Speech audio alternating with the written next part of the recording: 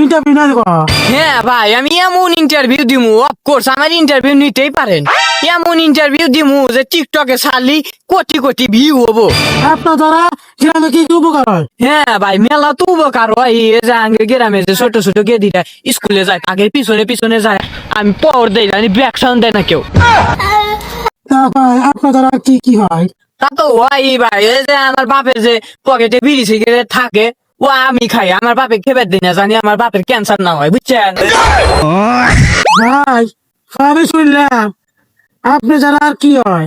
তা ওই তো ওই যে আঙ্গের এলাকায় কয়টো মহিলা মুরগি পালন করে, রাইতে জানি শিয়াল না খায়, এই জন্য আমি বস্তাত করে তুলে নিয়ে এসে বাড়ির বসতে বসতে ইন্ডা ইন্ডা খাই, আর ওই কয়টা পালি, বুঝছেন? এই হয় আপনার, আমার দ্বারা আর কিছুই হয় না, এই জ্বালাই হয়। তোর যে কথা, তোর ইন্টারভিউ দিব না। যা হুমন্দির বেটা, তুই কি আমার ইন্টারভিউ নিবি? আমি বাইরের গ্রামে গেলি, কত মানুষের সেলফি উঠতে আইছে, যা হুমন্দির বেলা তোর কাছে ইন্টারভিউ দিবই না, যা তোকে তালাক দিয়ে দিলাম হুমন্দির বেটা।